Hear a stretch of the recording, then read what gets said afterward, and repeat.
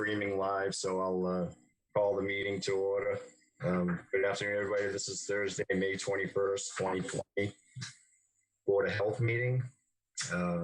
Just like to remind everybody that this meeting is being videoed, recorded by video and audio, and pursuant to Governor Baker's March 12, 2020 order regarding open meeting laws, provisions have been provided to conduct these meetings remotely. So, and also just for everybody out there, the public comment section is on. So as we go through the agenda, we'll be monitoring that.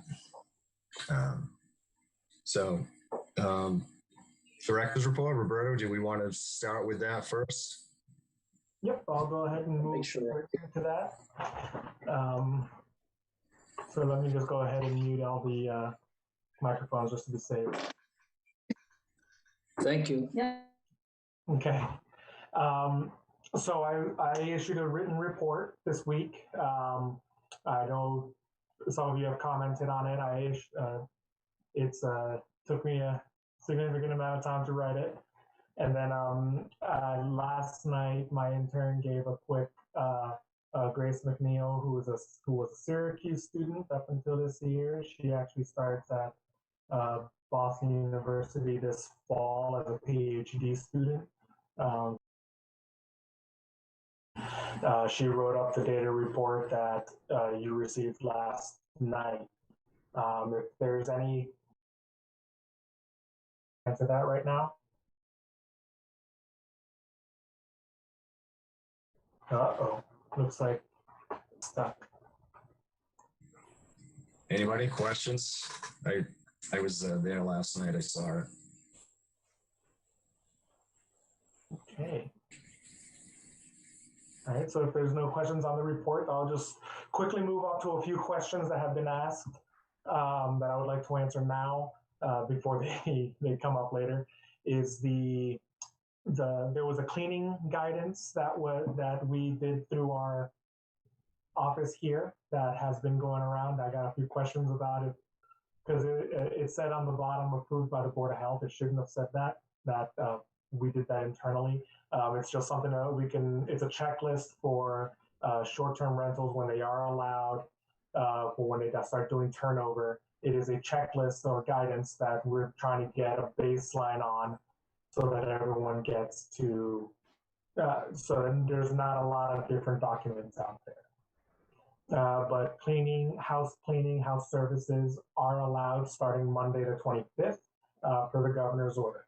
So that we got that clarification just this morning from Kelly Driscoll at the state. And then there's some really good, we're moving forward with the seroprevalence study that Gary and Chris are on. If they would like to take the floor, give a quick update on that in case they need to leave early. Sure. Thank you, Steve. Thanks, Roberto. We had an opportunity last night and today to bring forward a couple of points, topics. One was a serology study that we've been working to put together for the better part of a month that I know I covered with you at some point, but it's designed to be a study that is blind, collects 200 de-identified samples every 2 weeks for a period of 6 months that we'll be testing through the Broad Institute to give one tool component to the public health department related to seroprevalence of COVID on the island. And last night during the select board, there was a motion to take it to a full emergency meeting today of the FinCom, which then did approve the funding request that we had on the table for that. It also listened to a request to do PCR testing that we've learned recently is available or coming online with a couple of companies. That is testing that's outside of the medical necessity bracket. So I discussed with Roberto that tool opportunity and really that the mission of the Cottage Hospital is to focus on healthcare that is medically necessary, and we're doing that. With all of the testing we're taking through our drive-through now that would come in with symptoms, that those individuals would be tested, and of course there's no expense right now, or cost to the individuals testing if they have medical necessity or need for that testing. But what we did is we brought two tools forward for Roberto, the Public Health Department, and the Board of Health to be able to look at, observe, and see serologic trends of COVID-19 that we hope or hope not are evident in a serological study on the island, so we can see where that's at. The PCR testing would give Roberto the opportunity to look at those asymptomatic carriers that are being that are here potentially, and also those that would want to be tested individually through a methodology that Roberto will be developing related to level of risk that you would want to know as a town and a Board of Health, and then how far that can be expanded is simply a factor of how much philanthropy money can be collected to fund a philanthropy bucket at the Cottage Hospital that would be used to pay for those tests. And those are the non-medically necessary tests. So thank you to all of those that have supported this. So we're glad to be able to help the town and the Department of Health. And now we're going to look at working with Roberto to ramp up how fast and how many of those tests need to be done. We can currently, with the staffing that we have at our drive-through protocol, do about 50 individuals a day, give or take. If we want to do thousands of tests on Nantucket, we're going to have to make that a much bigger investment in personnel and time to be able to do that sampling and get it back. So Chris Glowacki is here next to me. He is going to be the individual leading this effort, putting together the operations, working with Roberto and myself on what criteria are there. But very pleased to see that funding opportunity today. I thank everybody that supported it.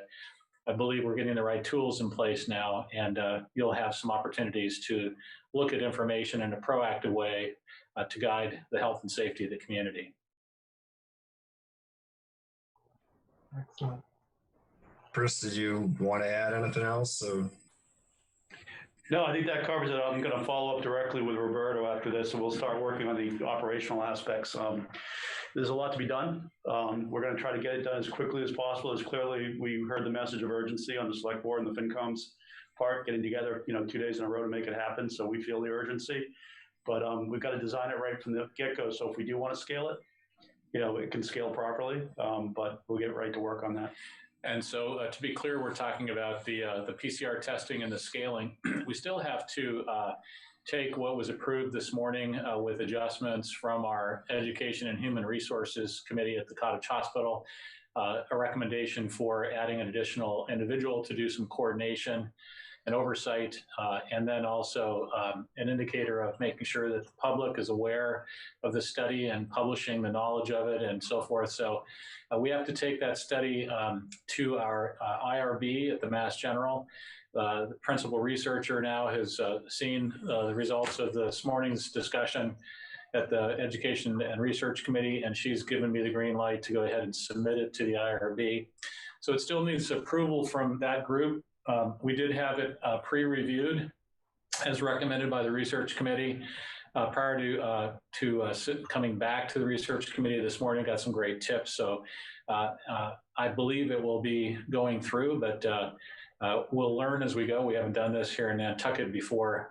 So that's where that sits. Once that component is in place, then we would be gathering very quickly the collection methodology, to be able to get the serology study going. So the good thing is we can get moving very quickly with the PCR testing. We still have to have IRB approval for the serology component. Malcolm. Just for the record, so you all know, since I'm on the research committee, so everyone knows that I had input into that study, just for the record. Thank you. Helene? Yeah, thank you. Congratulations. This is wonderful news. What is the anticipated timeline? We will most likely be submitting the study to the IRB tomorrow. Every individual that's listed on the research document has to have what's called CD training. It's a component of ethics and training through the Mass General. One of our researchers had a lapse. She's updating that today, and once that's updated and shows in our system, we'll submit it. The software won't even let it go past go until those individuals are trained. So we believe tomorrow. If approval is obtained from the IRB this week, which is possible, the chair of the IRB, based on the risk of the study that's being submitted, can approve it and then bring it to the full IRB at a later date. So we don't know which tact that will go. But I would anticipate that study could start probably mid next week. In anticipation of approval, we went ahead and bought all of the materials that are needed for this study. They're on hand. They arrived about a week ago. So it would be pulling together an operations, everyone on the study into an operations and education discussion, and then picking a date to launch it when we agree we're ready. But I'm thinking within probably midweek next week. PCR testing, just to follow up, Helen, on that piece. We will be receiving from one vendor about 150 test kits, I think, this week. And so that will allow us to give Roberto some tools to start working as soon as we receive those. Thanks. That's great. Any other questions for Gary or Chris? I just want to thank them very much. They did the heavy lifting on this. We owe them a big one, big debt on that. The responsibility on it really does fall on the health department to do an active surveillance, but we were short-staffed, and the hospital really did step up to the plate on this. So I really want to say thank you to them. It's our pleasure, and we're a good team together. The support you've given us as a board, and Roberto's been fantastic. That's a great relationship we'll carry way into the future. So thanks, Roberto. Thanks, Steve.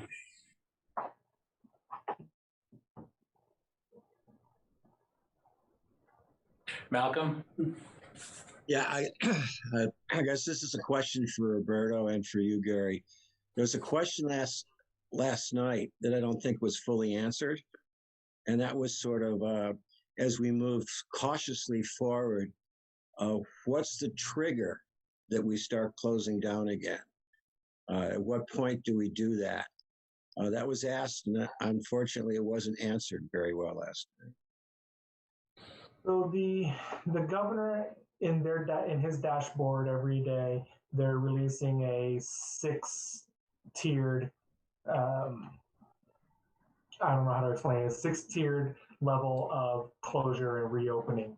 So I'm hoping to be able to pay attention to that specifically to create that sort of measure here on Nantucket as well. It's actually a very good dashboard, a very good visualization of red light, yellow light, green light with the 6 criteria. I would say in our end, if any of those criteria, any local criteria turns red, that would probably be a time for us to hold an emergency meeting to look at some sort of a mitigation measure for that. Yes, Malcolm. You're muted, Malcolm. Sorry. There we go. That chart was in your report. By the way, your report was excellent. I think that's clear because there's a lot of people have asked this question, and I think it needs to be clear to the public that there is a plan and there is a criteria of those various lights which would cause us to act quickly.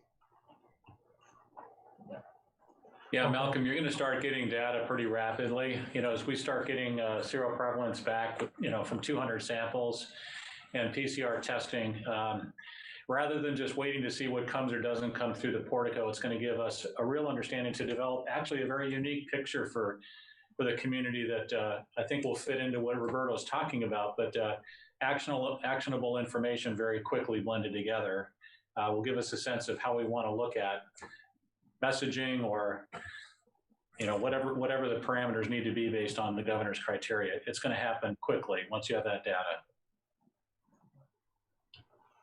Also, apologize for just interjecting. Can you hear me? Yes. Yes. I'm having speaker issues and video issues now. I think there's been too many Zooms, but I just wanted to add, Malcolm, that I think you're absolutely right. I definitely think that is one of the most asked questions that I've come across over the past month. And I'm going to bring it up. I'm probably not going to be able to stay for the whole meeting, but I think that's where, as some of the issues have come up and questions like that are asked, sounds like, Roberto, you're going to come up with what the metrics look like for us, what the numbers look like for us in the Nantucket context. But I still think there's room for discussion about a task force that is focused on public health that can be, advising the Board of Health, that has Board of Health members, that looks at some of these things like the tests, the models, the triggers.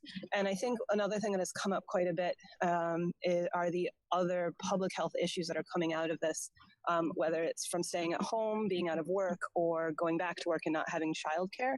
I think our economic impact group is, it's got a lot of people, it's got a lot of input, and they're doing a great job. And I just think that with it being a public health crisis as much of an economic one, that we should consider having a task force that is focusing on that as well.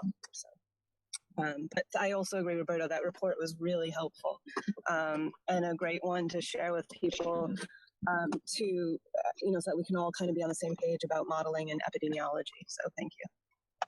Thank you. And I think if we can move on to that, I think, Malcolm, you had a discussion about the economic recovery task force that you wanted to talk about today. I mean, you going to show that to the rest of the board, or? Is it the PowerPoint from yesterday? Yeah, I mean, I can show you. There's a lot. I have two kind of, well, one question I answered myself and I really thought about it, but maybe you could show it really very quickly and comment. So let me open up here we go. Can you all see that? Yeah. Okay. So let me start the show.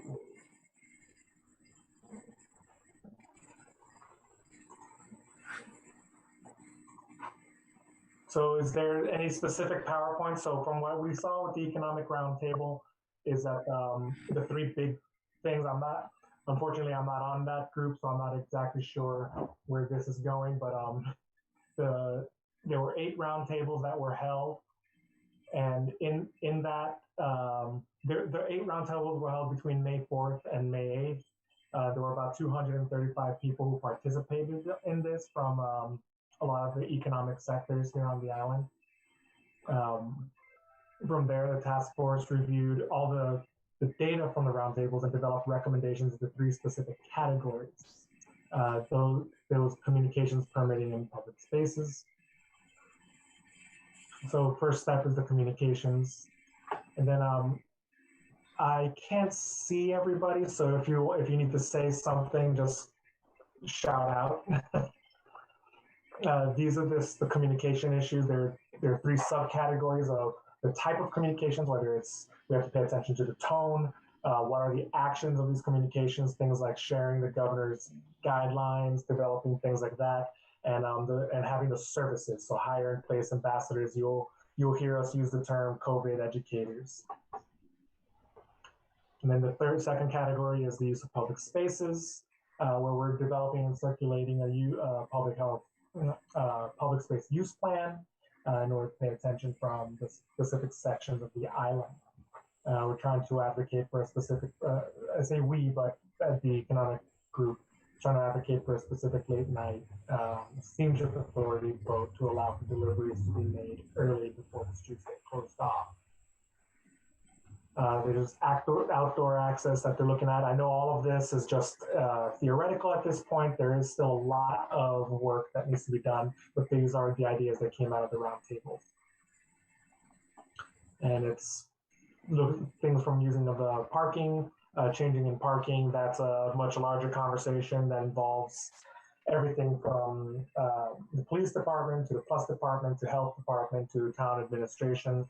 Like I said, all of this is still pretty theoretical. The permitting and the temporary regulations, which is the next version, next section. Once again, it's a lot of wordiness here. I don't want to spend a lot of time going in through each individual bullet point. So this is in the packet. I do recommend people look into it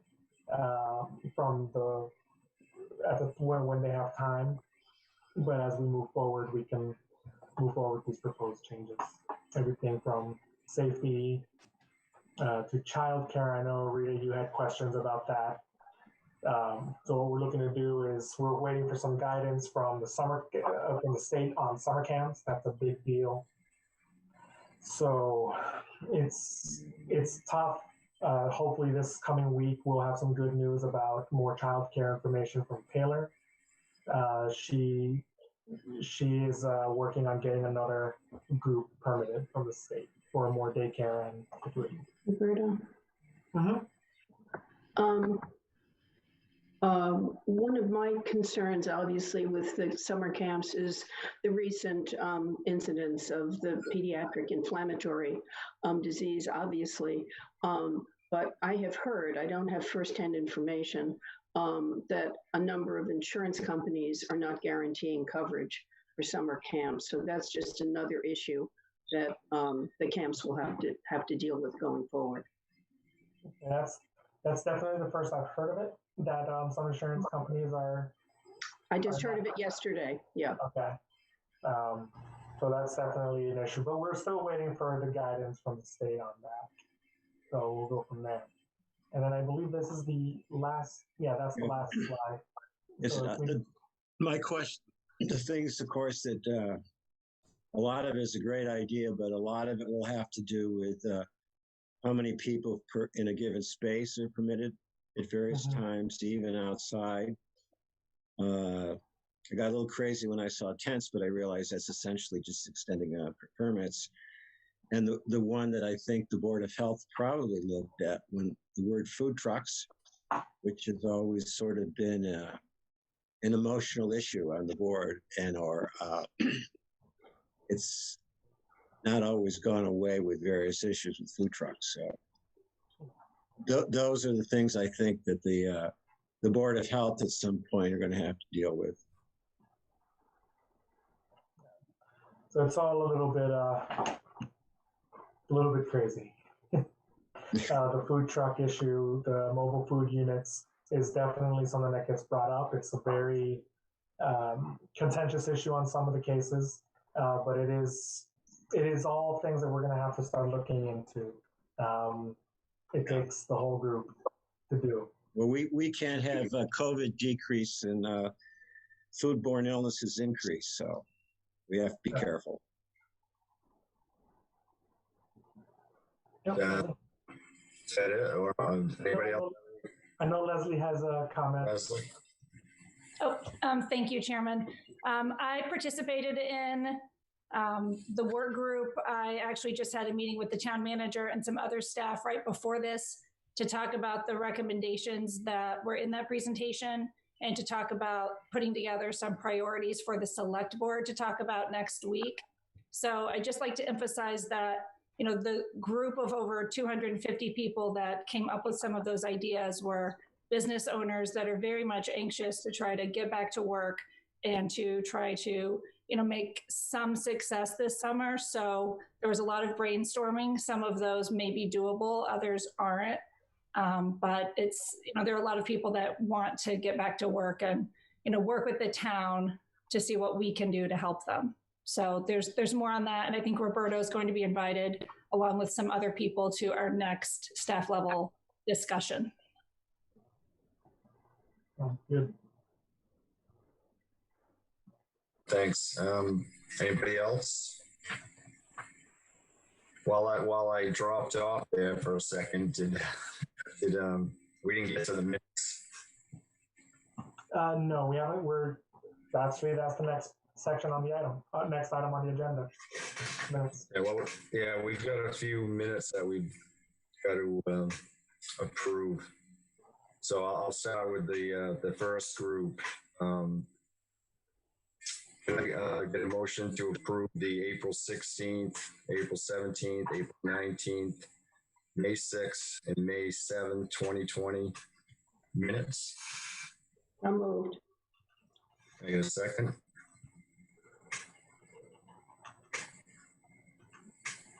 Okay, Malcolm seconded by roll call vote.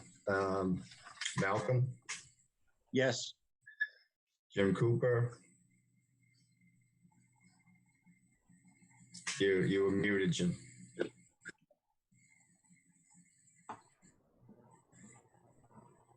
Can you hear me? Yeah. Oh boy. You can hear me? Yes. Okay.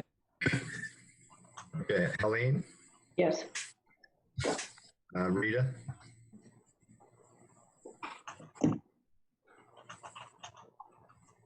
we missed you, Rita. I think she said she might have to leave. Okay. Yeah. All right, so our chairman says yes, so those were approved.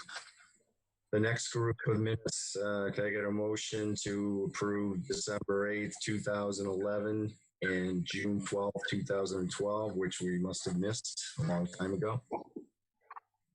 So moved. Second?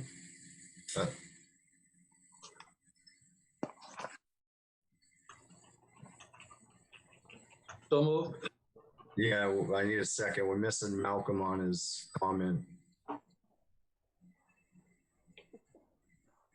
Minor point, but my name is spelled wrong on that first minute in the last paragraph. Other than that, I will say the minutes are fine. Okay. All in favor by roll call vote. Malcolm, while you're there. Yes. Jim Cooper, Yes. Helene, Yes. Rita. I see she clicked on, and Chair says yes. I'm not sure if you can hear me, but yes. Yeah. Okay. So those are approved. So moving forward, we'll go to the next thing on the agenda. The variance request for 113 Macon Road. Yes. So We have Art Crowley here also, Assistant Health Director, and I'm not sure who is speaking on that one. Can you hear me? Yeah. Nope. Is it Don? Don Bracken. Yeah. Yeah, Don Bracken from Bracken Engineering is speaking on the 113 Comic Con Road variance request. Go ahead, Don. Okay, thank you. This property has a failed septic system due to groundwater separation in the Hummock watershed area, Zone B. We did some test bits to design and upgrade the septic system. What we found was a perched water table on top of a layer of impervious soil. So we're asking for two variances. First one is the setback to the wetland from 100 feet to 79 feet. The soil absorption system. The current soil absorption system is about 74 feet from the wetland. So there will be slight improvement on that end. The second variance we're asking for, due to the water table conditions that I mentioned earlier, the perched water table conditions, is for a variance from the minimum 5-foot separation down to 3-foot separation. Title V allows a 3-foot separation with the use of an IA system. And in this case, we're proposing the Septitech denitrification system.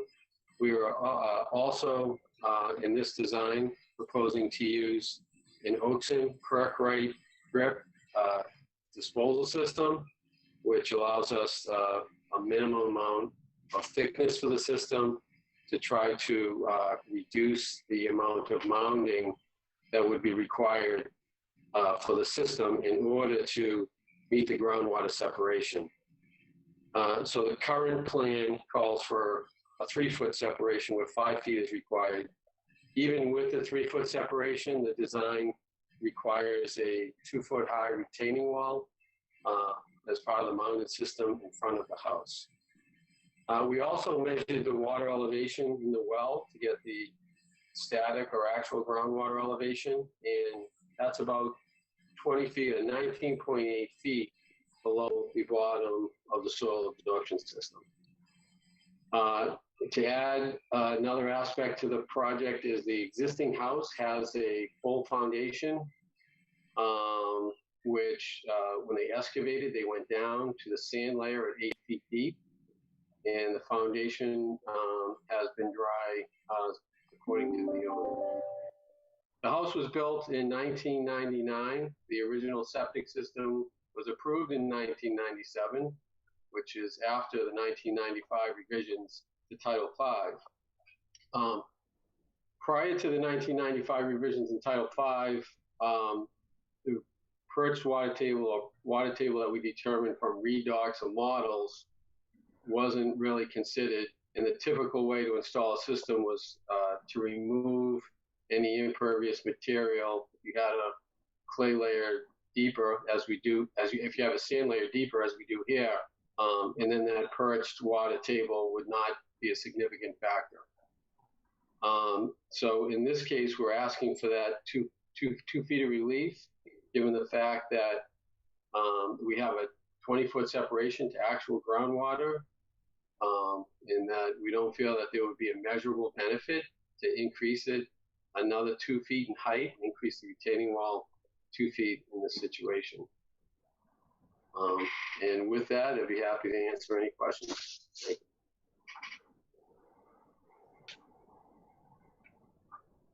Questions?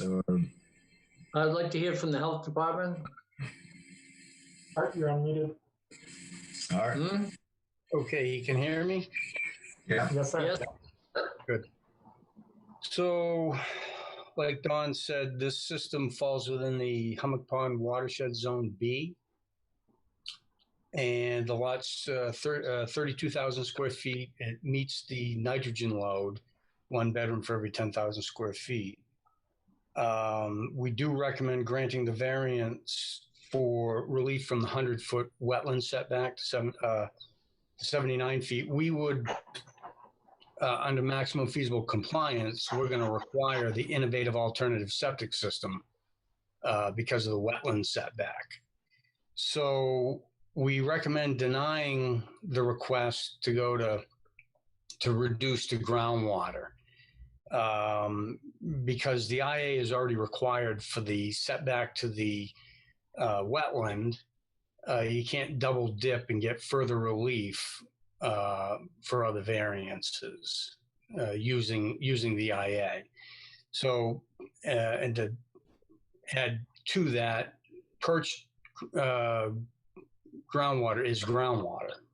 It doesn't matter that it's perched, it has to be recognized, and the appropriate separations have to be met. So the board has had requests like this before them before and denied them. So for consistency, I think we should continue to deny them and require the 5-foot separation that we have in other areas when using an IA.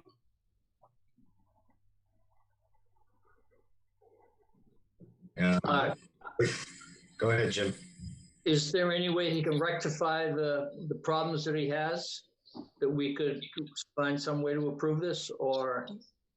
Well, he could, if the board sees fit, he could redesign it with 5-foot separation, and we could get this approved. He's asking for a reduction from the bottom of the leach facility to groundwater, which we're recommending to deny that. Yeah, we in the past, I remember we denied one of much less separation. So we have to be consistent. Right. Yeah, we NISDA out there, and that was 0.2 of an inch. That's right.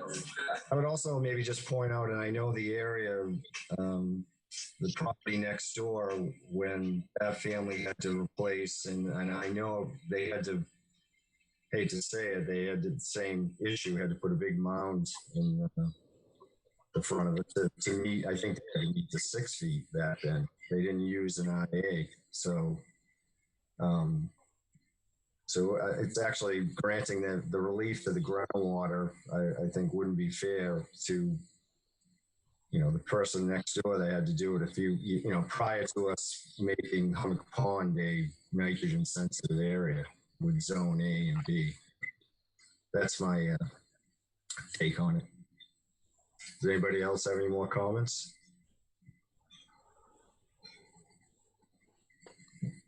Except I'd like to respond if no one else has any comments. Okay, yeah, go ahead, Don. I mean, I understand about the precedent. I was involved in the NISDR as well. I just think that if you were just to focus on the benefits, there really isn't any measurable benefit to require them to go the additional 2 feet and to require, you know, a much more significant wall and system in the front yard. So I think from a technical, a groundwater protection issue, I don't think there is one by not granting the variance.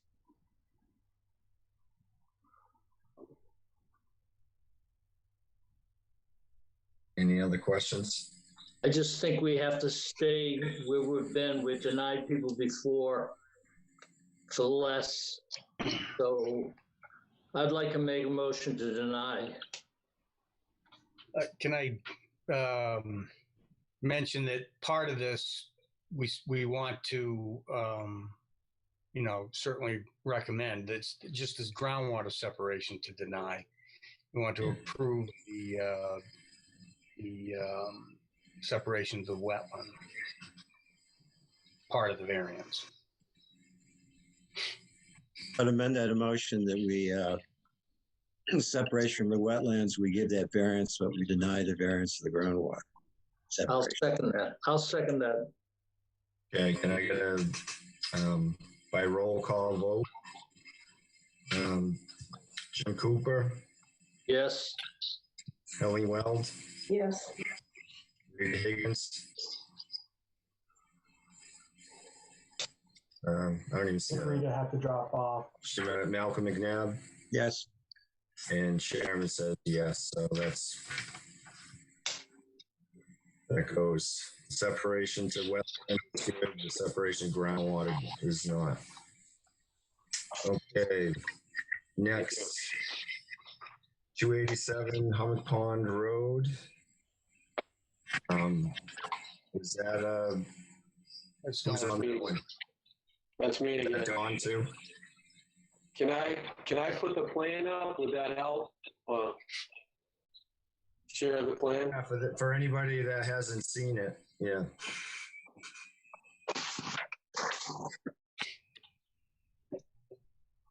It was in the package. Yeah, let me see if I can get that plan up for everyone. I have it up. Can you see that? Perfect. There you go. Okay, thank you. Again, for the record, John Bracken Engineering. We're looking for 2 variances for this project.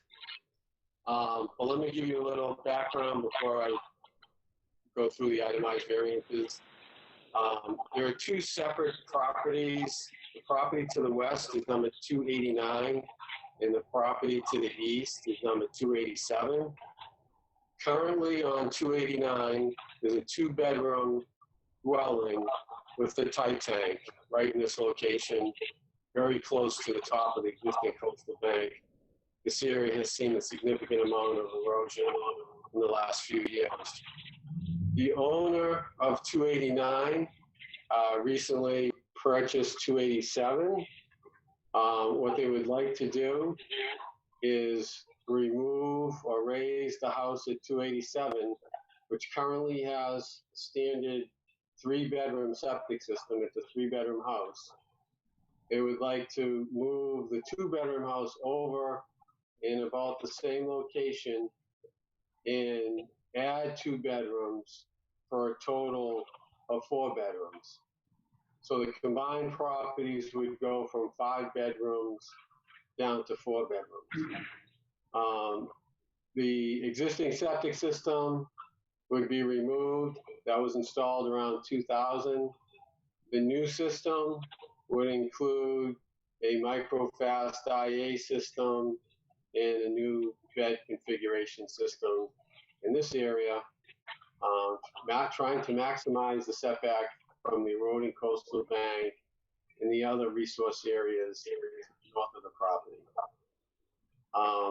So the specific variances we're looking for is a 63 setback to the coastal bank on the ocean side and a 78 setback on the pond side.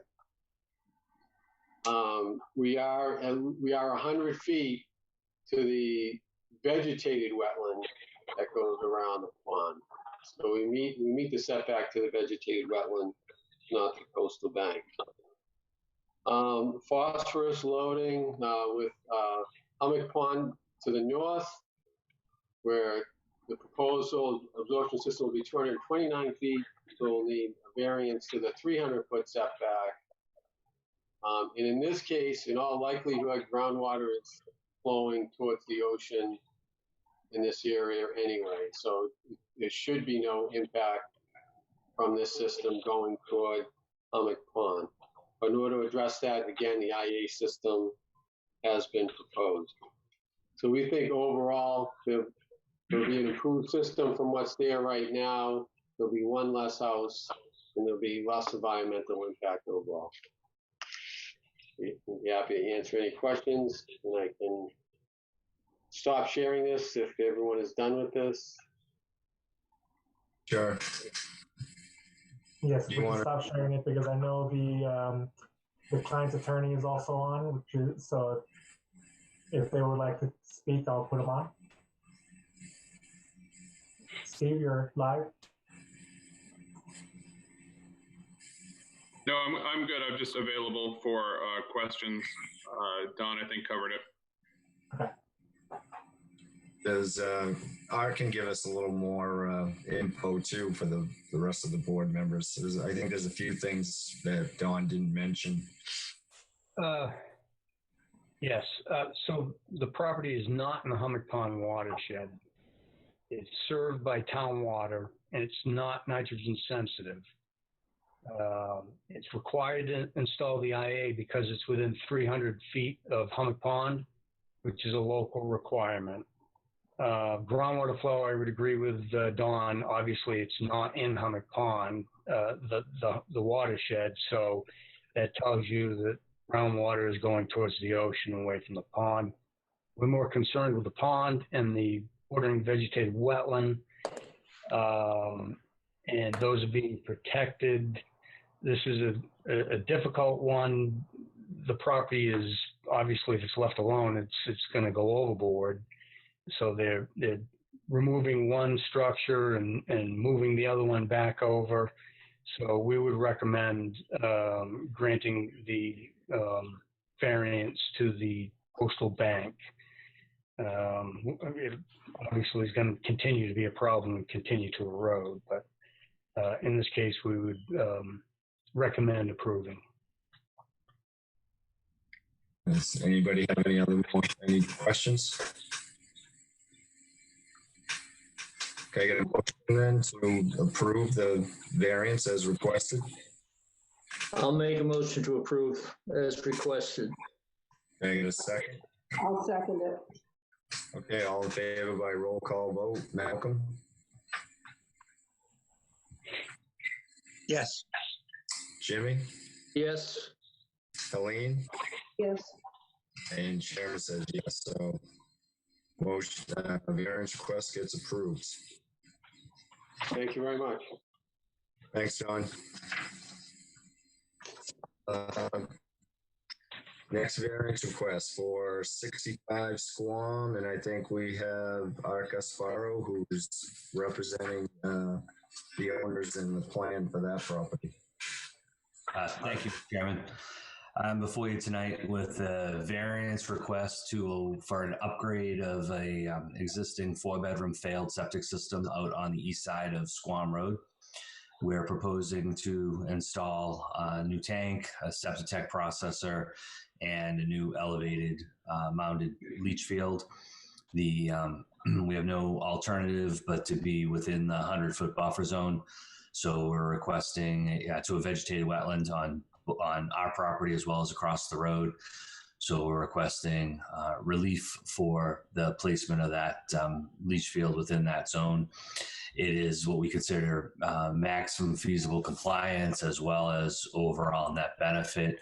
The existing leach pit is located about 28 feet from the wetland boundary, and the proposed leach bed is going to be about 38 feet.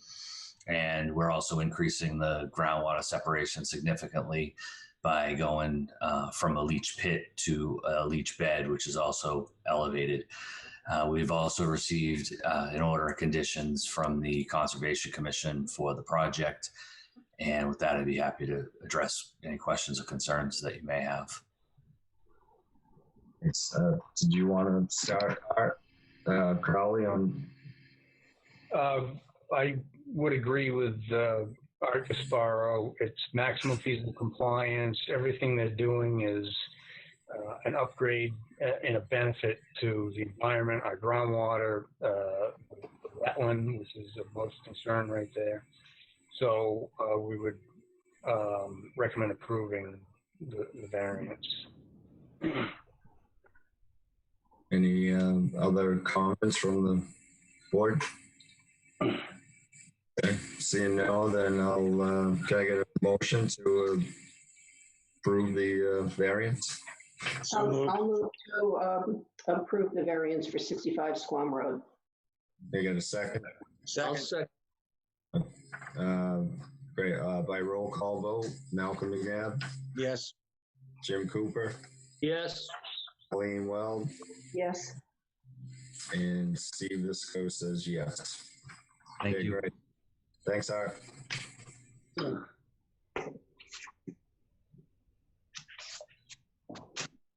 Okay, next one on the agenda, variance request for Matcham Valley Roads. And I think we have Dan Malloy from Site Design. Yes, I'm here. Go ahead. All right, good afternoon, Dan Malloy, Site Design Engineering for the applicant. So we have an undersized lot out in Matcham. I'm sure a lot of you have hopefully had a chance to read the packet, the application materials that were submitted. So the property was approved and constructed with a septic system back around 1990. There's copies of the paperwork and applications and everything in your packet. So back around 90, the Board of Health approved a 4-bedroom septic system. That system was installed. A certificate of compliance was issued, and the system is in the ground today.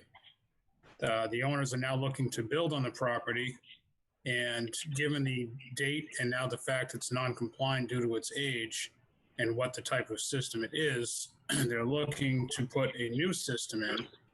However, that new system under current regulation requires variances due to the inadequate lot size.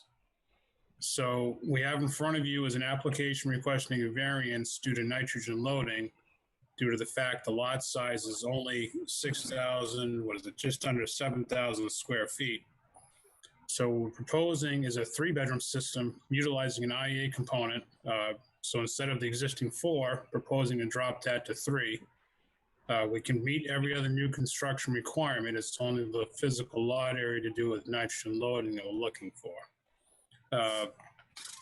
There's a lot more detail I can go through as to how it came to be in lot areas and paper streets that are butted and how this likely came to be if there's questions on that.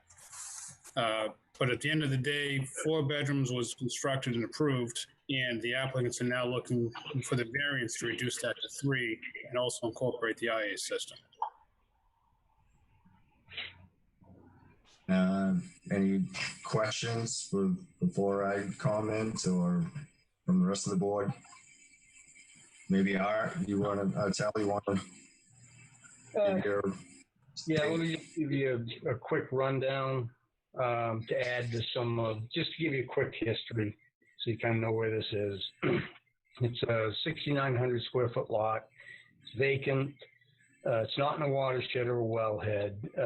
Like Dan said, in 1990, a permit was approved and a 4-bedroom system was installed without the required variances from the Board of Health. The system did not meet property line setbacks for the leach facility. The current existing system was not compliant in 1990, and it's not compliant today. So in my conversations with DEP, because this was not an easy application, there was a lot to learn and know. So they said installing a septic system on a property doesn't necessarily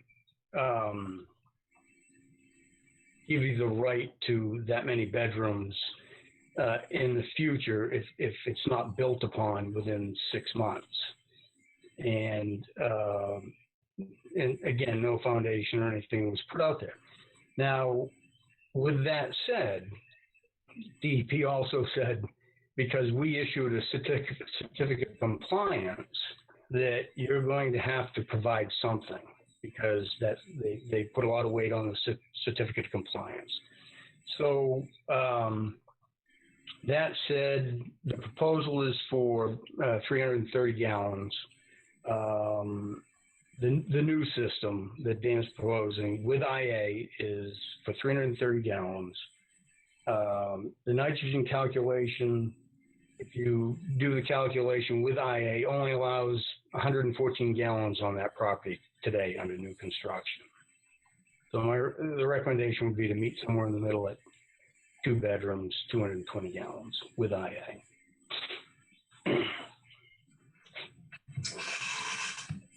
Anybody want to comment? I'll start if you want.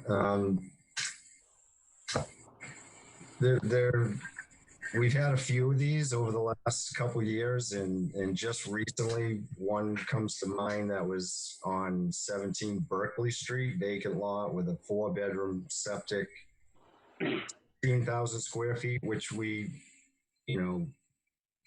there's currently a new building on there. We gave them it was a 4-bedroom. We gave them the 4 bedrooms, but just made them put an IA in.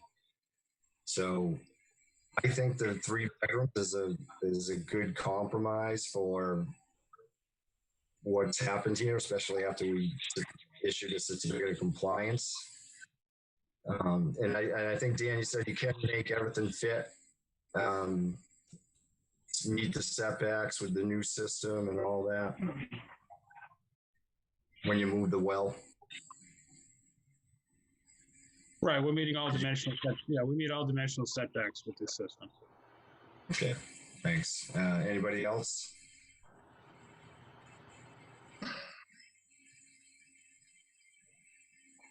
No, Jim. I'm kind of torn here. You say it only should have a 2-bedroom, and he wants a 4-bedroom. And why does he have a certificate of compliance? He wants 3-bedroom. Why does he have a certificate of compliance? I can't tell you why there's a certificate of compliance. It got issued, and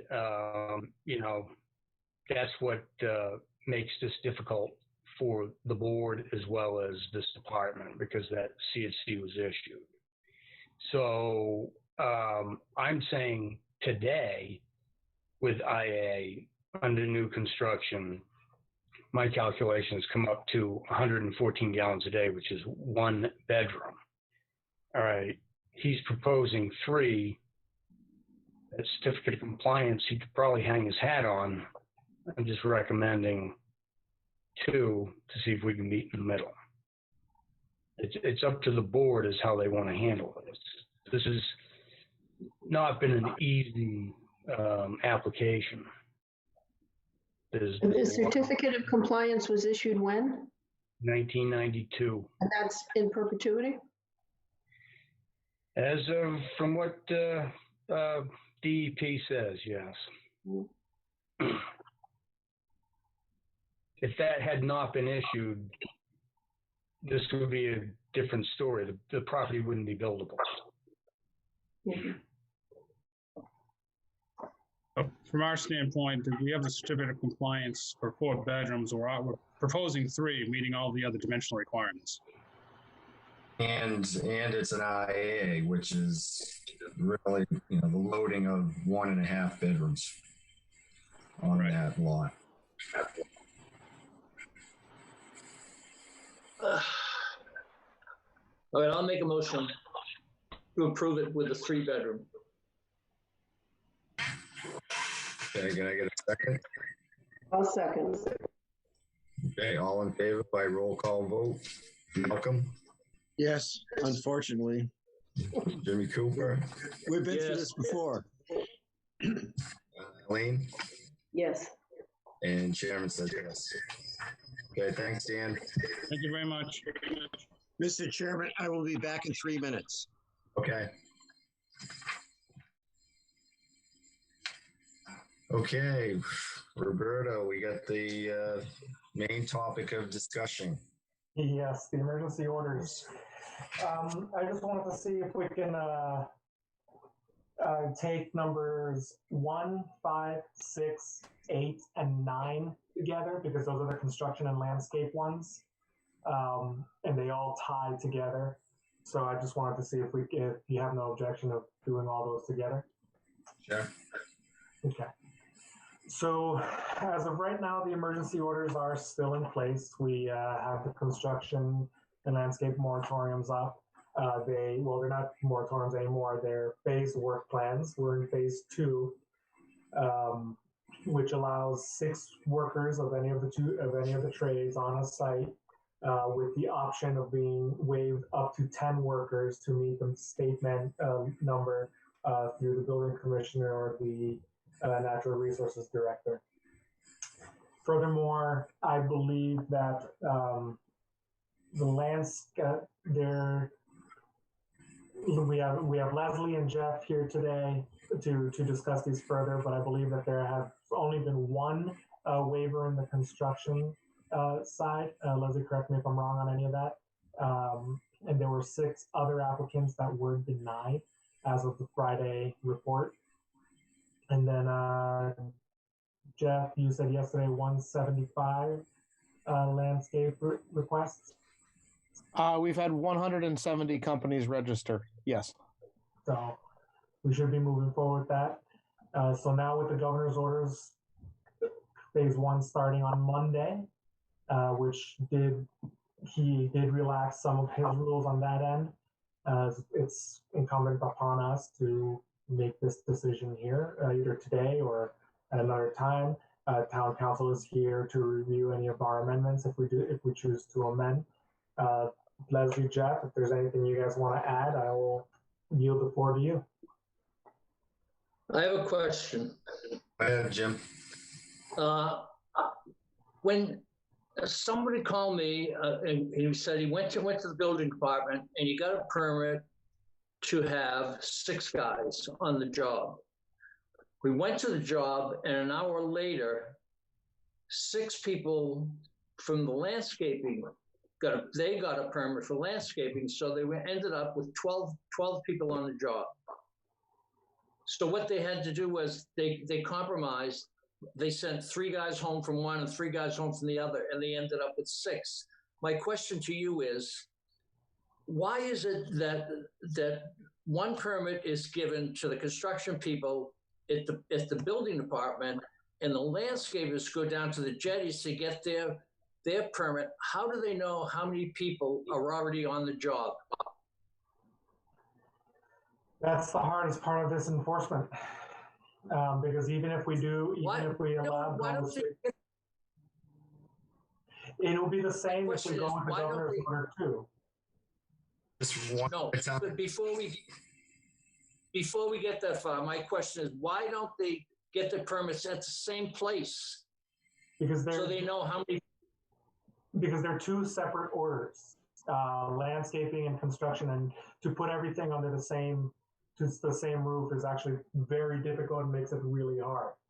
So it would just, the same thing would happen if we do go with the governor's order, where it's only 10 on a site right now. So we wouldn't be registering anyone. And if 12 people showed up, 2 people would have to leave regardless of whatever trade they're coming in from. So the way it's set up now, it doesn't matter how, there's only a total of 6 people, right? Correct. Right, it doesn't matter. So my question is, who decides who stays and who goes when 6 landscapers show up and 6 construction guys show up? That's exactly. Leslie, Leslie, I know you have All right, thank you, Mr. Chair. And maybe Jeff can add to this, but they are required to have a COVID officer online who has to manage all of this process. So the COVID officer has to work it out, who stays and who goes, whether it's on the construction side or on the landscape side. The COVID officer is responsible for managing it. And, you know, one reason at Plus that we're recommending that this not continue and that you follow the governor's order is it makes the enforcement of it much easier and causes much less confusion. Thank you. So to speak from the landscaping side, we've kind of had that same view where we leave it up to the independent COVID officers to work out a schedule, and we encourage any of the landscapers, since they're doing so many sites, to coordinate on active construction sites, times and places to be, because there's frankly too many for us to try to schedule days for people and weather and things, that they're much better to handle it themselves. And to be fair, we haven't received a significant number of complaints from landscapers complaining about having to deal with guys doing construction and vice versa. So I think they're very good at working it out themselves. All right, thank you. Anybody else? Comments from Roberto? I just wanted to put that out that this is the discussion that we need to have. It's orders 1, 5, 6, 8, and 9 are all together. I know Greg Corbo has a few things to mention from the town council side. So, Greg, take it away. Go ahead, Greg. Thanks, Roberto, and through you, Mr. Chair. So, you know, I took some time and I went through the governor's phased reopening plan with respect to construction, and I tried to line it up to the various orders that apply in Nantucket. And, you know, I think that there are 2 significant differences that remain and that you have to be talking about at this point. So the first is with respect to number of workers, which you just touched upon. Under the state order, the 10-person limit does not apply to construction sites. And so as long as they are following the proper protocols, they can have as many people on the site as they need. Whereas in Nantucket, you have the specific limits as to the number of workers that can be on the site at one time. So that's one significant difference. The other significant difference is with respect to the type of allowable construction. Nantucket is still limiting the types of allowable construction to certain types of defined projects that were commenced prior to the effective date of the state of emergency. And whereas on the state side now, any construction is allowed, again, provided that they comply with the construction safety guidelines. There are differences between the Nantucket guidelines and the state guidelines, but they're not significant differences. And, you know, we could probably, you know, dispense with some of the town's list of guidelines, because there is substantial overlap now in terms of, you know, guidelines for actually doing the work. But I think that before we start to go down that road, my recommendation is that you tackle these first 2 substantive requirements, because that's, you know, that's the real bread and butter, I think, of what you need to talk about at this point. Right. So, I mean, as far as the board goes, is, you know, we need, you know, kind of, I would like to know how you feel. Do we make things simple and go along with the governor's new orders, Do we still maybe restrict some, numbers of people on a property, and, the rest of it go to the governor's orders? Definitely, I think new permits, definitely for sure should be added.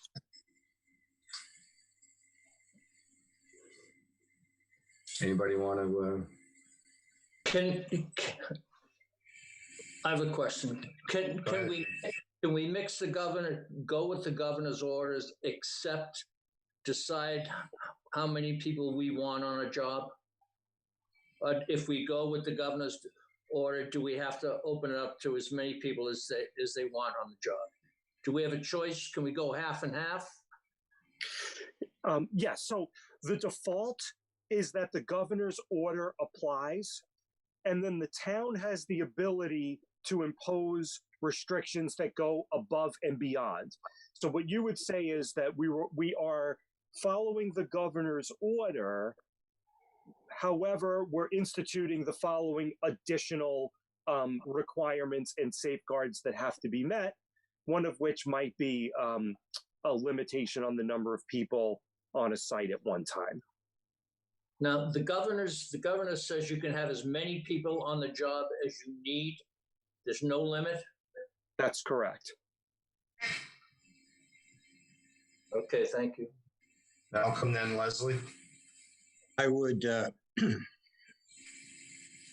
I think the whole key is opening up slowly. And other industries are limited to the number of people they can have. Offices are limited to the number of the people they have. I would continue to limit the number of people. I don't know what that number is yet.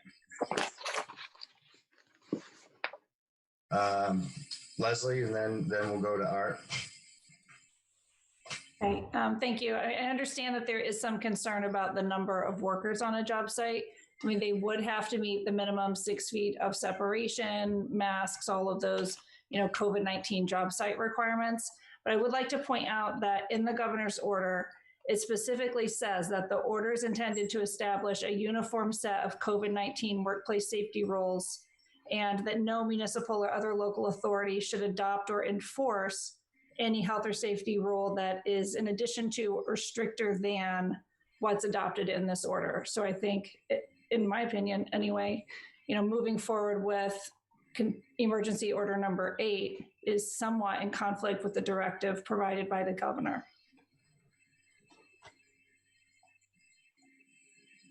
You want to have Greg answer that? Yes, I've addressed this issue before. It is my position respectfully that the governor does not have the authority to prohibit the town from acting at the local level in its own best interests. The general rule is that municipalities have home rule, and they can issue guidelines, orders, and directives to govern their own affairs, provided that those local rules are not inconsistent with state law. And the way that courts interpret inconsistency is to say that anything that is less stringent than what the state does is typically considered inconsistent. Anything more stringent is considered consistent and allowable. I'm aware of the position taken by the governor. That has been the position of the governor all along. And following our advice, Nantucket has not followed that particular directive, which we think exceeds his authority. So my opinion remains that because Nantucket is a unique environment that is differently situated than any other community in the Commonwealth, that you maintain your statutory and constitutional authority to regulate in this regard. Helene? Yeah, I agree. I mean, I think we have heard repeatedly from the national physicians that going slowly is the way to go. And we've done that, and we've been very successful. And I've said before, we're not the mainland. We are in a unique position. So I would agree with Malcolm's comments. We have moved slowly. If we want to consider going from 6 workers to 10, I'd be willing to talk about that. But I really cannot agree with just no limits on the numbers. Let me go to Artel first, and then Malcolm. Have you considered potentially going forward with new construction, but keeping the number at 6 and monitoring as you go forward to either increase that number as you need? Malcolm? So that you're at least managing, the population to some degree. Malcolm? I mean, if we limit the number, we don't have to do it for the summer. We can meet again in 2 weeks. And Roberto, with his little flash or stoplight signs, we can look at that and see where we are. I mean, again, I'm for limiting the number. We can have new construction, fine. But limit the number, go slowly, and evaluate in 2 weeks. Can Leslie answer this for me? I've talked to a few people who said that the number 6 and Paul was enforcing 6 only which included the COVID officer. Whereas before we were 4 and with the COVID officer, which actually made 5. So I always thought until just the other day, it was 6 plus the COVID officer, which would be 7. So we had some discussion after your order was adopted, because it did not specify whether the COVID officer was included or not. And because the Board of Health seemed concerned about increasing the number from 4 to 6, we decided that it would be more conservative and more in line with your discussion to include the COVID officer in the 6 people, because the building commissioner did have the authority granted to him by you to increase the number from 6 to 10. So this last phase, we really only added 1 more person. In a way. First phase. So we did not have a lot of requests to go from 6 to 10. And as of today, I think about half of them were approved because of extenuating circumstances. But again, we were trying to be conservative and in line with the discussion that you all had, which was a concern about too many people on a job site.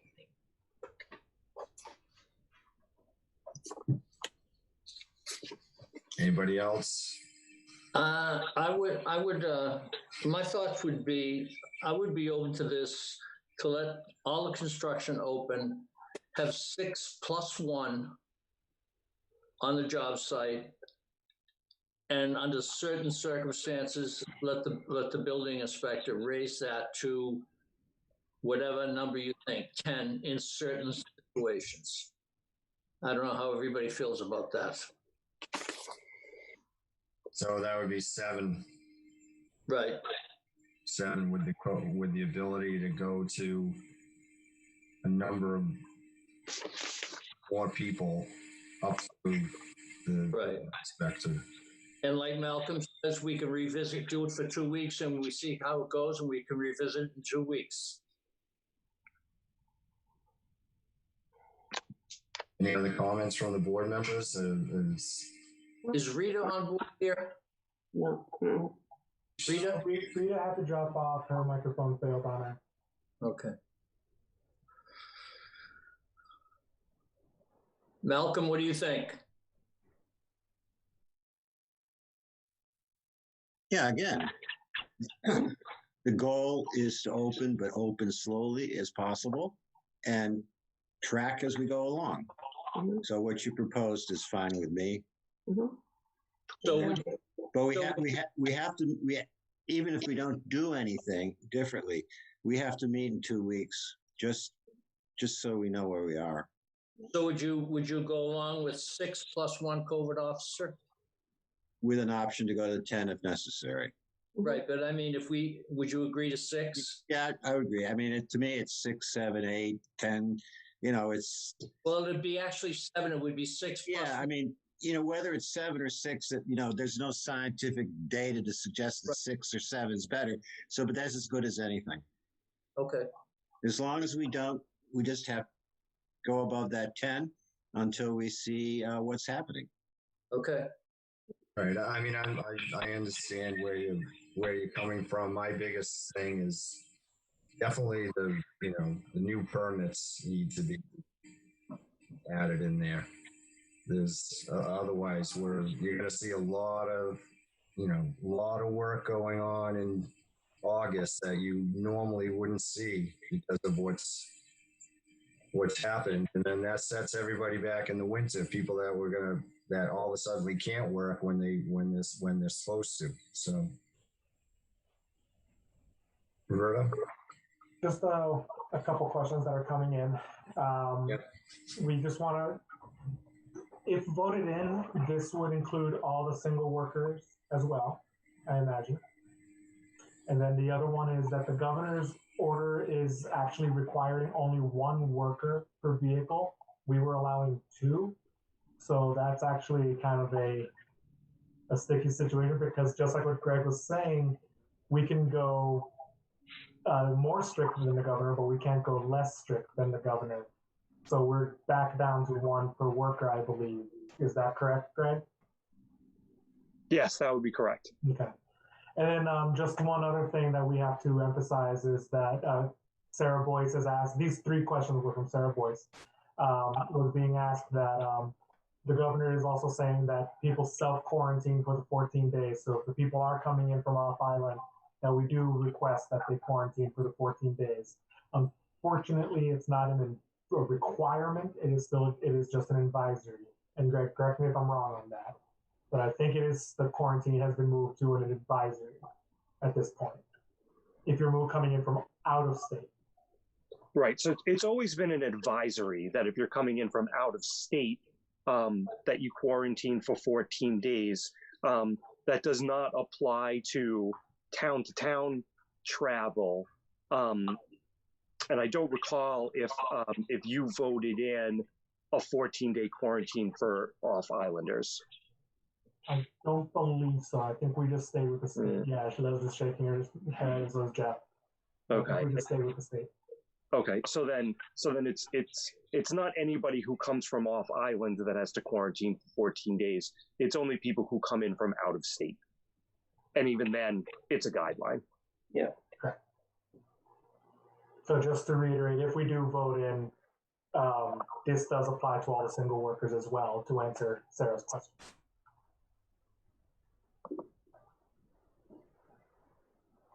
So go ahead.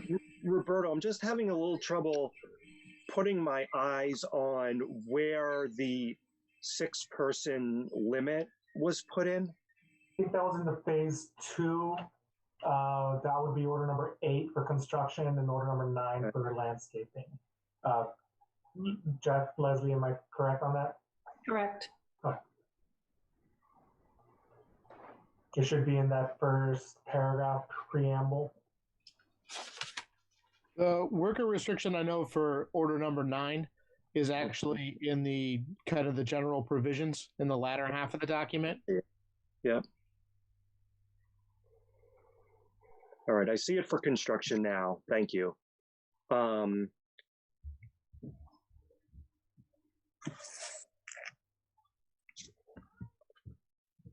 All right, so I guess what I would suggest is that you proceed in 2 steps here.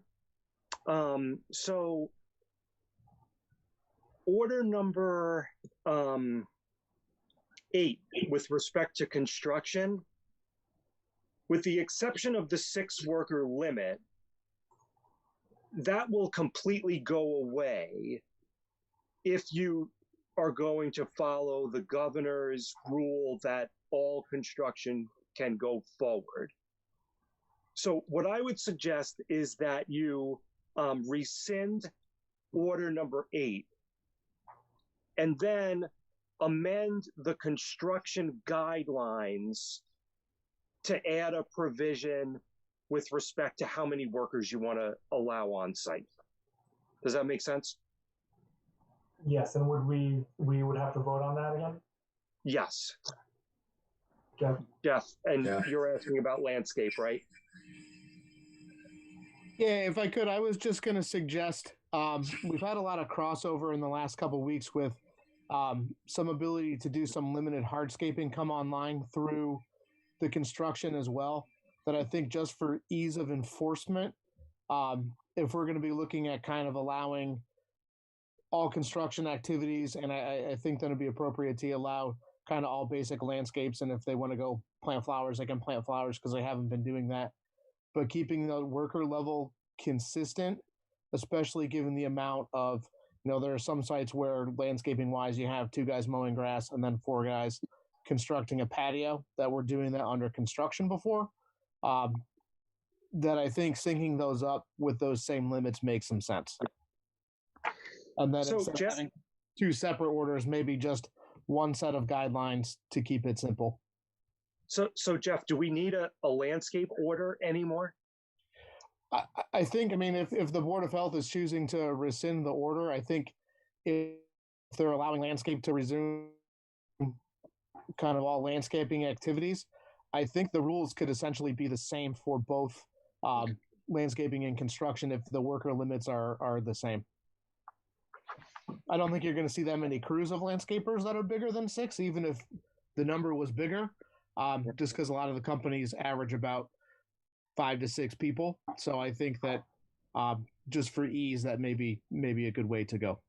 And so then if the guideline that we currently have for construction also includes landscape, and then the number would be a number of construction workers and landscape workers, there would be no reason to distinguish, right? It would just be a number of people, a number of workers. I would think so. I think if you combine them all together, then everyone would at least know what the number was to be on site, and it would end any confusion whether there was supposed to be, 6 landscapers and 6 construction guys. If it was a total of 6 plus 1, I think had been brought up. I think that'd be clear. And then the COVID officers for each company can certainly touch base and figure out a schedule for people to be on site and maintain that number. Okay.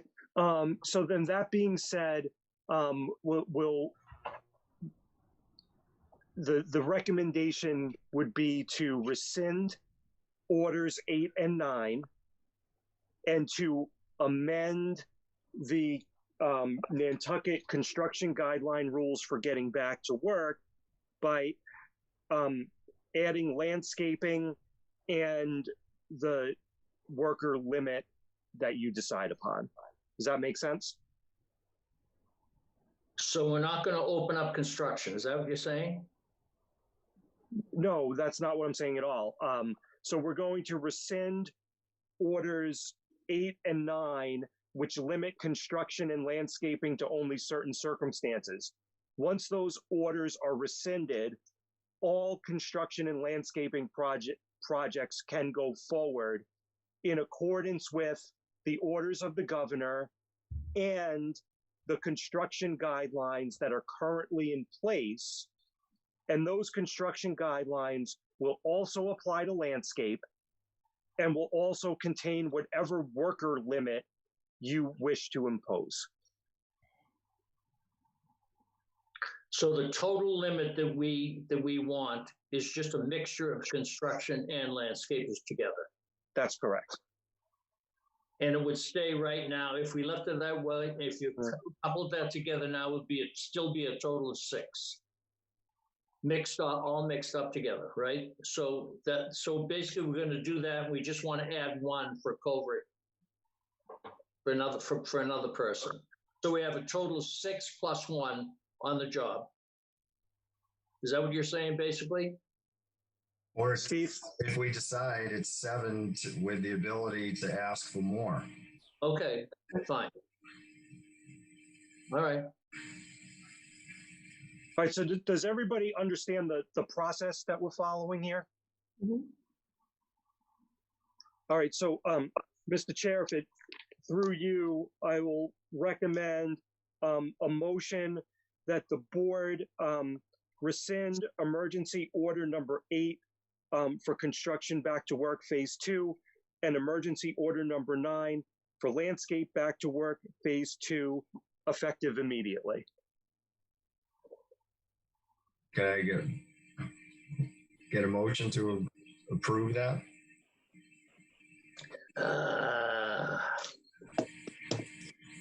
And if we approve that, then what do we do? What is you going to tell me what you're going to put in place of that? So once these orders are rescinded, then the governor's guidelines for construction sites will apply to all construction sites. Any type of construction project will now be able to go forward, subject, of course, to permitting and compliance with the governor's orders. The second step is going to be to reaffirm your construction guidelines, which will include the 6% or the 7+ worker limit.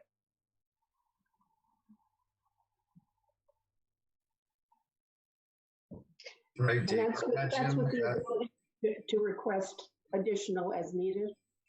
Is that in there? Yes, it's going to be the same. I believe it's going to be the same language that there is now,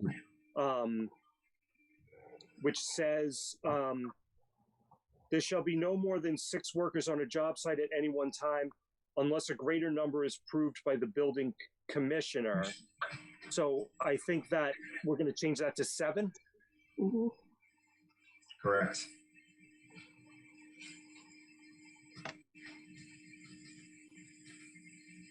Leslie?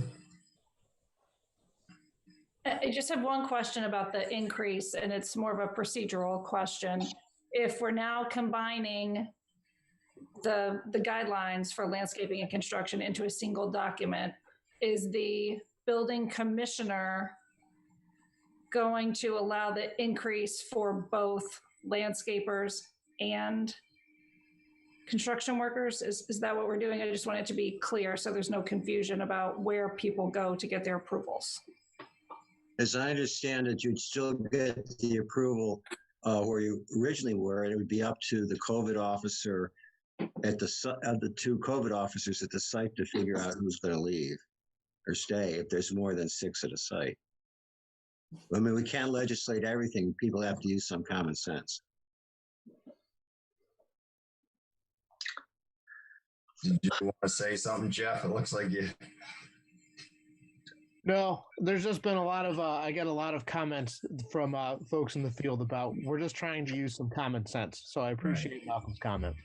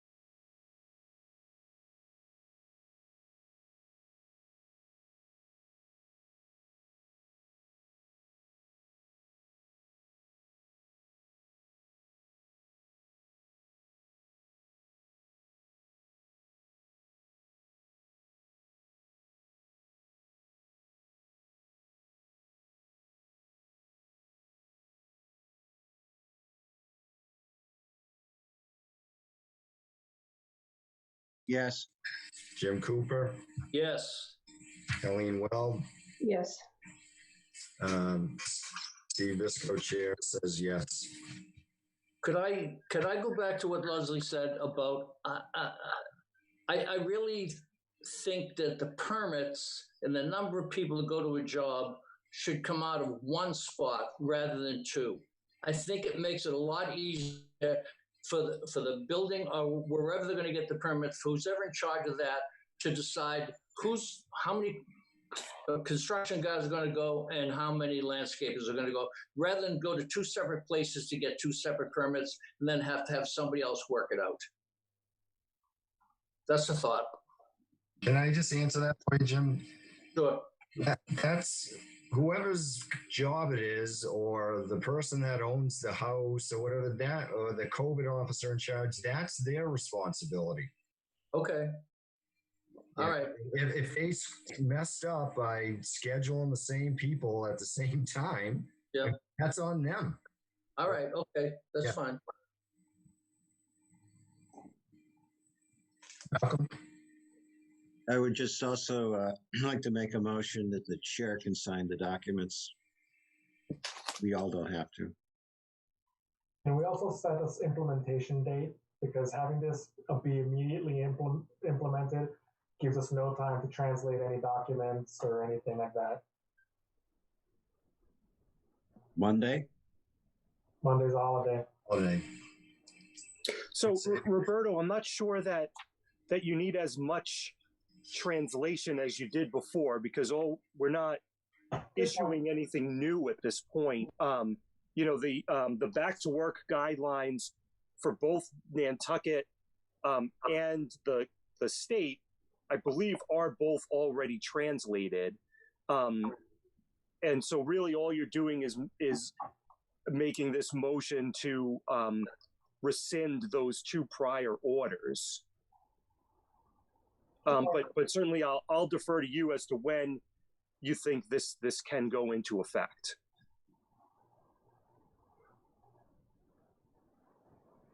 Anybody want to? Do we have to include in there that the Board of Health will revisit this every 2 weeks? Does that have to be in that order? No. Okay. Yeah, well, we get the weekly updates from Plus and Jeff that they do on Fridays. So there's right. Just make sure you get that email to you so you can see how things are going. Okay. Well, it's just not how things are going. We have to have a sense of the disease on the island and what's happening. Not just that's part. Roberto has to have that input to us in the hospital and so forth. So I think we should tentatively schedule a meeting for 2 weeks, even if it's 5 minutes, and we say, hey, everything's great. Thank you very much. Or we have to do something. Yep. I'd like to get that on the books so we can plan. 2 weeks from today would be June 4th.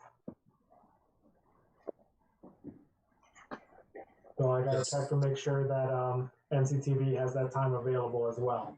That we're not in conflict with anyone else. About that time. Yeah, just check on that, and then it's basically just get an update from you and everybody of, how things, data and health-wise things are going out. So 8, retroactive now. I'm fine with that. To speak from our end, I think we're happy to implement this whenever you guys are ready. I don't think it's a big change in enforcement or monitoring for us, so I think we're happy to do it whenever you guys would like us to. Okay, thanks, I don't want to speak for Leslie, though. Leslie? And same at Plus, I know there are a lot of contractors that are very anxious to pick up their permits and property owners that are very anxious to make plans for their projects that are all pending. So we can roll out tomorrow if the board's ready to do that.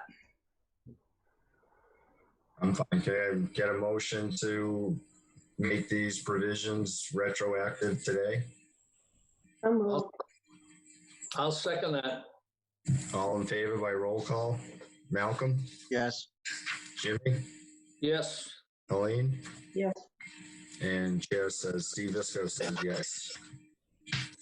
Okay, thank you. I'm sorry if everything gets so it gets a little confusing. We're, public health in mind here, and it's important. So, Mr. Chair, the last thing that I would recommend on construction, as I said before, we have the Nantucket construction guidelines, and then we also have the Massachusetts construction safety standards.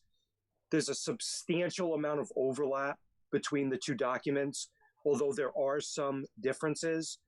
I would suggest that you have either staff or my office go through the two documents and try to pair them together and try to come up with just either a uniform document or to at least eliminate from the town's document anything that's repetitive so that people don't have to, keep looking back and forth between these two documents to figure out what it is that they have to do. But I think that's more of an administrative function than a substantive one for the board.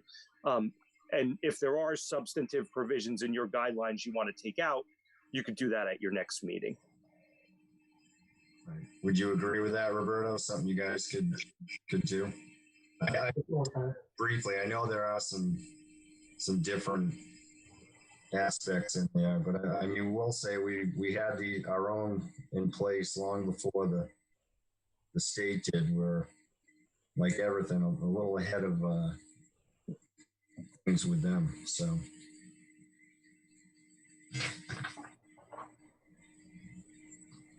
So moving on, after we've just board member updates and concerns before we. We're not done with all the emergency orders. Yeah. I didn't know if you wanted to go through the other orders at this point. Yeah, there's still a couple more. Yeah. I'm sorry. So we just did 1, 5, 6, 8, and 9. I think Leslie and Jeff, you guys are good if you guys want to drop off. So really appreciate having you here. Thanks. No problem. And thank you guys for all your hard work on this. I know it's tough. You guys too, both of you. Thank you. Thank you. Roberto, before you go on, I'm sorry to do this, but you just said we did 1, was it 1, 5? Oh, yeah, that's true. Phase 2, and so 8 and 9 is what we did. I guess should we add that to the motion? Because aren't those other ones also off the books at this point?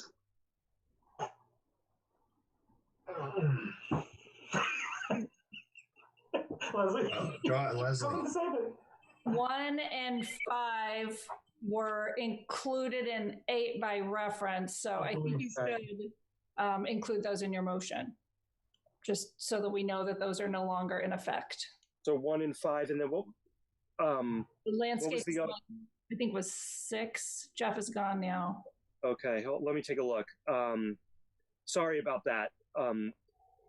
Yeah, so 1 was construction, and there was a supplement to 1.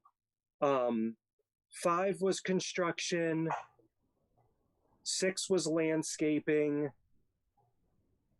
and then 8 and 9. So it's 1, 5, 6, 8, and 9.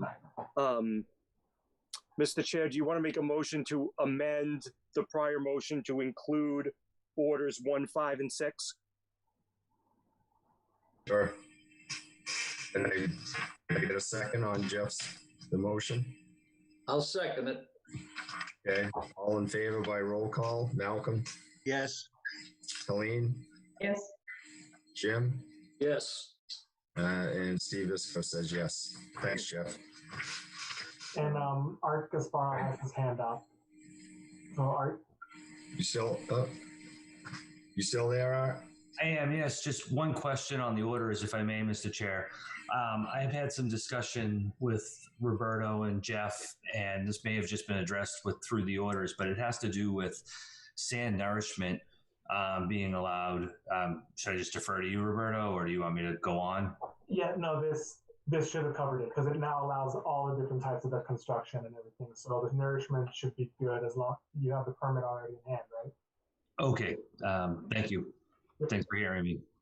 Sorry. So, other orders. So do we want to talk about 2 next, Roberto? Yes, number 2, which was the personal care order. It is actually covered by the governor's order almost in its entirety. I believe it's no longer necessary, so we might want to vote to rescind it. Yeah, so I took a look at order number 2, and order number 2 prohibits hairdressers, nail salons, massage services, body art, body work, fitness centers, and houses of worship. Under the governor's phased reopening plan, hairdressers and barbershops can open on May 25th, subject to the governor's guidelines. Nail salons and massage services are going to be in phase 2. I assume body art and body work are the same, but no. They're not. Okay. No. I mean, I know they're not the same thing, but I mean, I assume they're going to be in phase 2. Yeah. Okay. Yeah, they'll be in phase 2. We don't have any body art establishments on the island. Okay. Body work is a different way of saying massage. Yep. Gotcha. Fitness centers are in phase 3. And houses of worship are able to open now. In addition, yours says encouraging all resale establishments that do not sell essential commodities to consider voluntary closing. And under the governor's order, non-essential retail is open only for curbside pickup and delivery at this point. Yes. So basically how all of it is redundant at this point. All of order number 2 at this point. Well, so you would still be a little bit more strict, right? Because under your order, hairdressers, barbers, and houses of worship would still not be allowed to be open. I think that's a question for the board at this point. I agree. I think it's assumed that the hairdressers are opening on Monday. I've got news for you. They're making appointments, so. What are the 3 things again? Hairdressers, churches, and what? Barbers. Yeah. I know anecdotally that if we were to say hairdressers were and barbers were to close, I think we'll get our cars keyed. We'll be scalped. Yeah. We'll lose all our windows. So I think we need to, rescind it and just be under the governor's order. Yes. We need to vote it. Okay. So this is number 2, right? Yeah. Correct. So can I get a motion to rescind order number 2 and fall in line with the governor's orders? I'll make that motion. Take a second. Second. All by roll call vote. Jim Cooper. Yes. Malcolm McNabb. Yes. Colleen Weld. Yes. And Chair Steve Visco says yes. 2 is rescinded. Okay.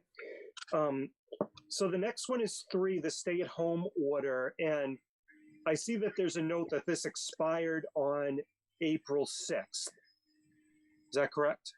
Yes, it did expire, but there were some sections of it that were still being enforced. So we do kind of still need to discuss that. All right.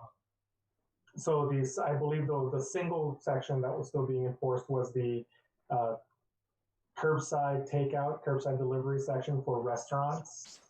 I was wondering if the board had any thoughts on that. We were still enforcing curbside delivery of all the restaurants. If we were to move back to the governor's order, if we keep this and just rescind it or basically keep it expired, it would allow up to a certain amount of people. Art Crowley, if you can correct me if I'm wrong on anything, I think it's up to 3 in some places, or some people, because we're making people do curbside delivery, but I think the governor is allowing some people inside, but it's still only takeout. it would allow takeout to be allowed. Go ahead, Art. I think yeah. So our food inspector, John, had asked me if I'd go out and kind of take a look around and see how these food facilities were, complying with the curbside delivery and whatnot. I went to like 30 places and was rather impressed I thought it was going to have some problems, but everybody was complying. It really looked like things were way more efficient in the curbside delivery rather than having people come into their facilities. The cleaning that's going to have to take place when you allow somebody in, from a public health matter, it keeps people apart. And, these people have been very innovative with takeout windows. They've got people in the parking lot taking orders. I'm not in the business, so I don't want to make it sound like I know, but it appeared to me they were doing more volume by the call-in orders and curbside delivery and takeout windows than if they allowed somebody in. And then again, you've got the health issue on top of it, with people in, the sanitizing, and then this is a side note, the potential for a food facility to end up having an issue with COVID and then having that stigma going forward. Now, I'm not sure that's our, business, but it's really working on the curbside and, it's helping keep people apart. And I think we should continue with it. I think it's as a public health matter. Any comments from the other comments from the board? Malcolm? That sounds reasonable to me. I mean, 2 or 3 people in a restaurant, it's not going to make a big difference. And again, we can look at all of this again in 2 weeks.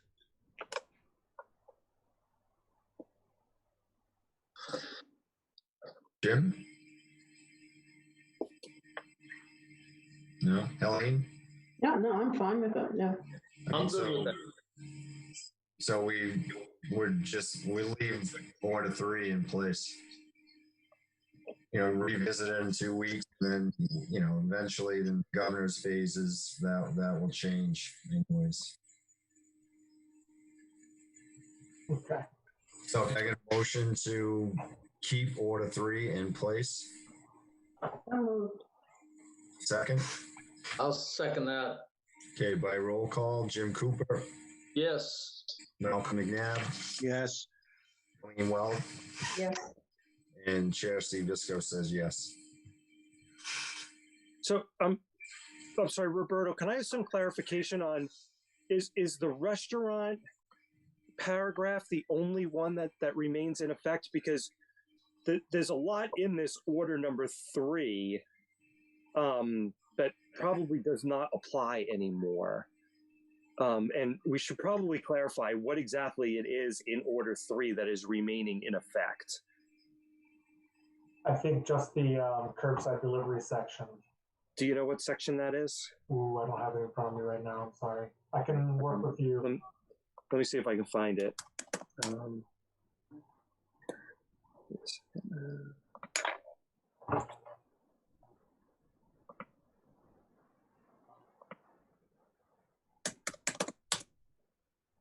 The search didn't work.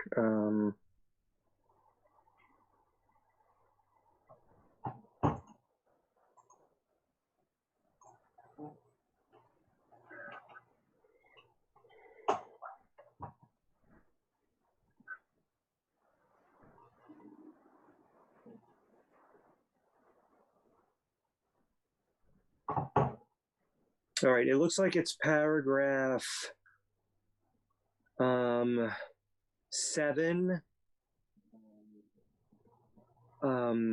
F XIV. Restaurants and other facilities that prepare and serve food, but only for delivery or carry out. So can we have an amendment that only paragraph 7 F XIV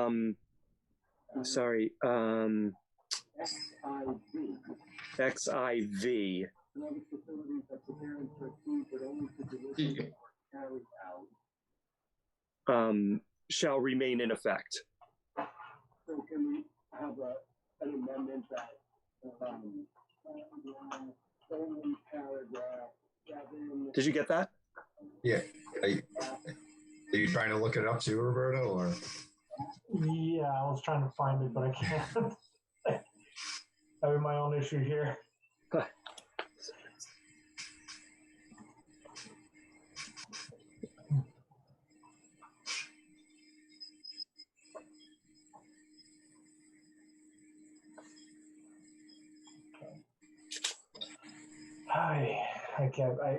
I can't find it. But, Roberto, I'm looking at page 5. yeah, no, I'm just trying to find the dumb order here on my on my files.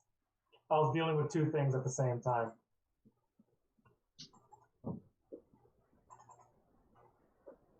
Yeah, I suppose we can make it easy and say only those portions of order number 3 that relate to restaurants shall remain in effect.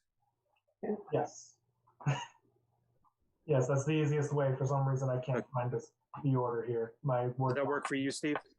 Sure. Yes. All right.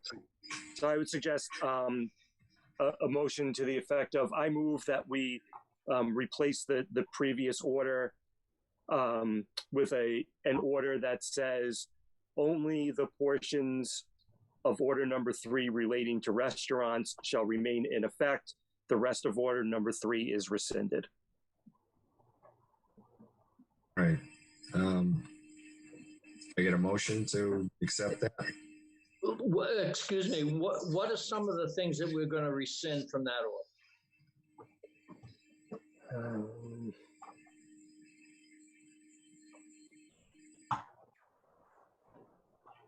Well, so basically, I mean, the entire order it would be rescinded except for restaurants, and then you would be following the governor's order as to where people can travel and what types of establishments they're allowed to go into.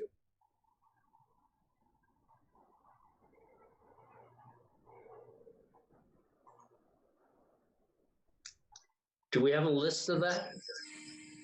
Yes. Well, so the governor has a detailed list of what's allowed and what's not allowed.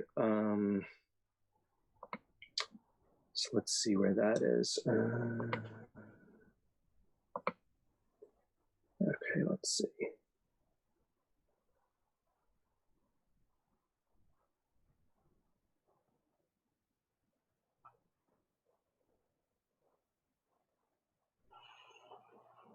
That's the list.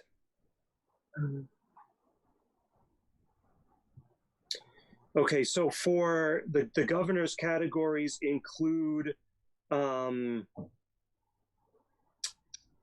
let's see, essential businesses may remain open. In addition, on May 18th, essential manufacturing and construction, lab space, office space, limited personal services, hair, pet grooming, car washes, retail, remote fulfillment, and curbside pickup only. Let's see, what else? It would include beaches, parks, drive-in theaters, some athletic fields, outdoor adventure activities, fishing, hunting, boating, outdoor gardens, zoos, reserves, public installations. That's the extent of the detail for the governor. Your order does go through significantly more detail. I think we should just keep the restaurant one, and that's it. trying to simplify it as much as possible.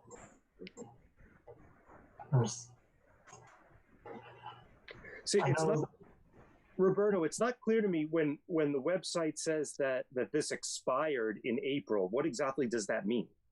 I think we had set an expiration date on April 6th. Okay. Which was that original date that the governor had put in.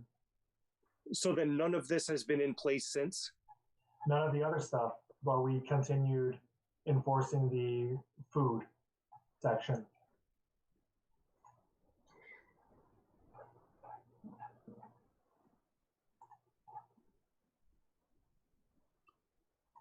So it's up to the board if we want to continue that food one or if we want to just go with the governor's order.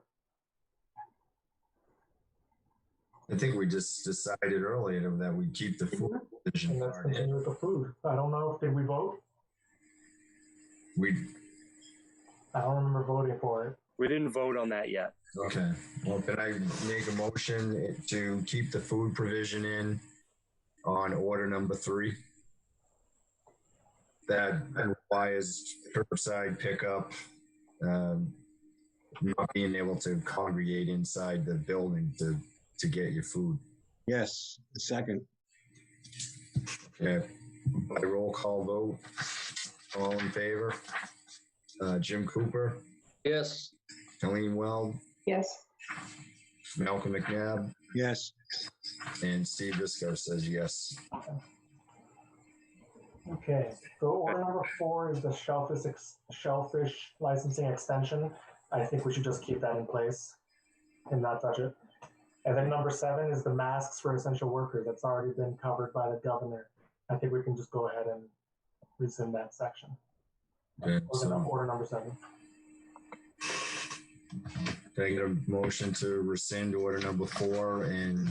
No. Order number 4 we keep in place. Oh, can we get a motion to keep order number 4 in place? I'll make that motion. Yes. Okay. By roll call vote, Colleen Weld? Yes. Malcolm McNabb? Yes. Jim Cooper? Yes. And Steve Bisco, yes. And then number 7 is the masks, which is already covered by the governor's order. We can rescind. I move to rescind order 7. I get a second? Okay. Roll call vote, Malcolm McNabb? Yes. Jim Cooper? Yes. Colleen Weld? Yes. Steve Bisco says yes. And I think there's a meeting at 6. So I think all that's left for us is updates and concerns. We actually got through everything. Are there any updates or concerns? Or everybody? 2 questions. Okay. Please don't kill the messenger. I know we've been working 24/7, but tick season is upon us. So my question is, will we be putting something out either in the paper, social media? Is this something perhaps one of the summer interns could work on? I haven't been working on that, but I'll definitely get something. Okay. Last year, Sam Telford sent a letter to the editor. I'll be happy to ask him to do it again if you think it would be helpful. Yes, please. Okay, thanks. And then just one more quick question, Stop and Shop.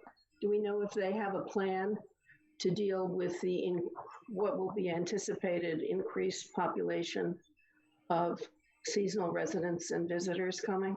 As far as how they're using their space, or as far as how they're going to do their traffic control and. To my knowledge, the traffic control and everything, they are working on that.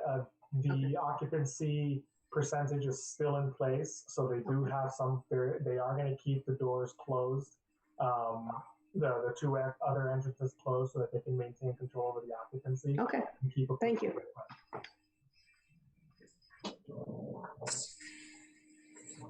Now, can I get a motion to adjourn? I'll make that motion. Can I get a second? Second. All in favor, roll call vote. Malcolm? Yes. Yeah. Yes. Yes. Yes. Yes. Yes. So thanks, everybody. All right. Thanks for everyone.